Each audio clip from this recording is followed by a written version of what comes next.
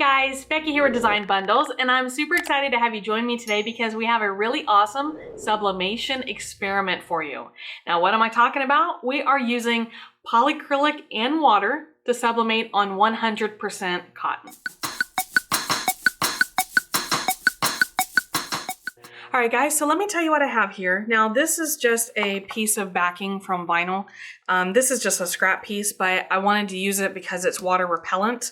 So whenever I get to working with the concoction we're about to make, then I don't have to worry about it leaking through. So anything like that will work if you have, maybe wax paper or, any sort of protective mat to protect your work area. Now this is an empty 8-ounce bottle. I keep these around just for crafting, but you can pick them up at the dollar store, I'm sure at Walmart. This is polycrylic. You can usually pick this up both at Walmart, probably Target, probably your home improvement stores. I have a little funnel to help us get it in the bottle. This is just a little disposable plastic spoon. This is one of our little disposable measuring cups. That's to measure out the polycrylic because I didn't want to mix any measuring cups from my kitchen. And then this is just plain water, sink water. So let's start by, let's give this a shake and open this guy up. So what I want is I need 2 tablespoons, which is going to be this little measuring cup completely full. 2 tablespoons to 8 ounces of water.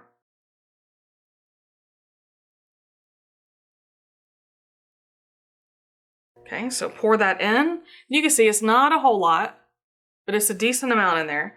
And then I'm going to fill it up the rest of the way. I don't want it all the way to the lid because I do need to mix it up, and I'm gonna stop a little bit into it, give it a little swirl, because I want this to be even by the time I use it, okay?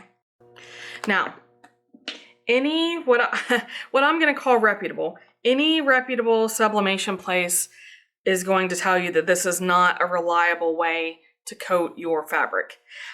You do need to worry about the fact that this is a coating that will be on your cotton fabric. It is not actually making this polyester fabric.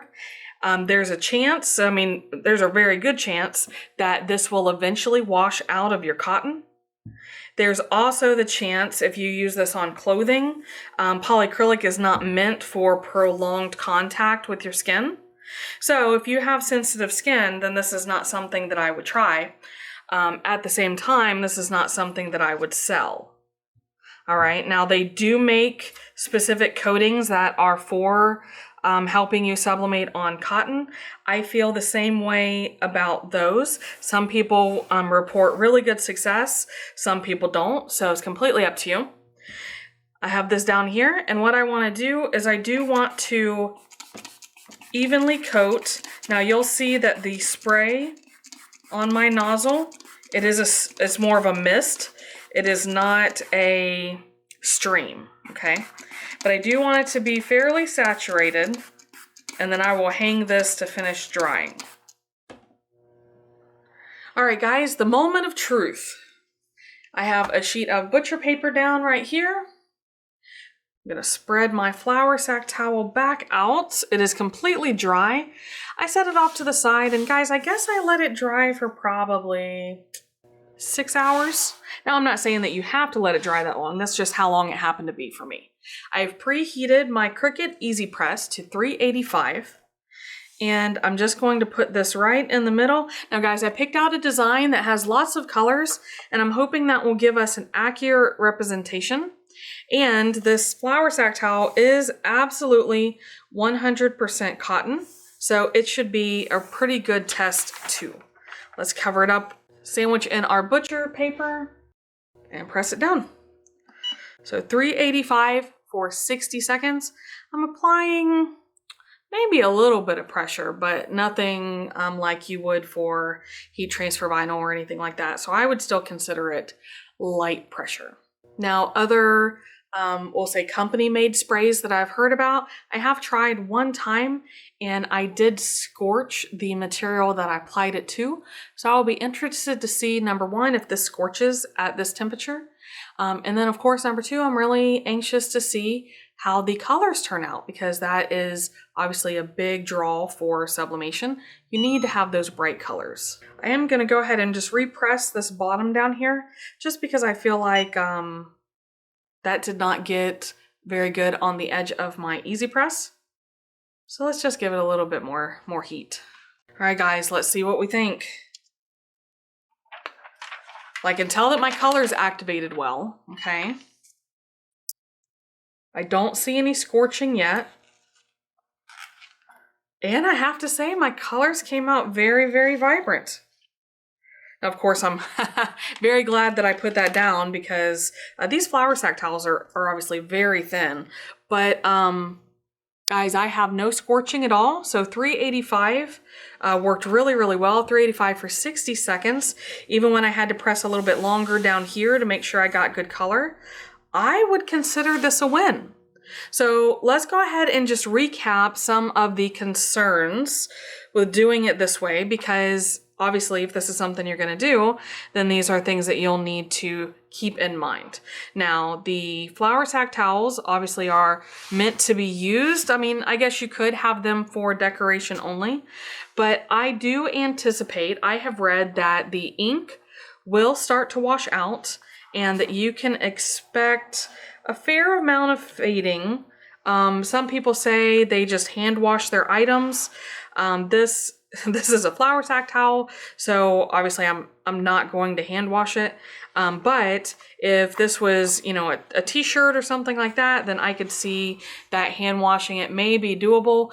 But let's be honest, guys, I don't hand wash anything. There's not anything in my life right now that I hand wash, maybe except the boys' baseball pants. And that's more because they're just always terribly dirty. But overall, I do think it's a win. I see this as being really great for a one-time or for an item that will not need to be used and washed, because like I said, it will start to wash out. And then also the fact that this is polycrylic, which is meant as a sealer. It's not exactly rated for repeated skin exposure. Now, obviously, I don't know that it is good or bad. I do not claim to be a chemist, and I do not work for Polycrylic.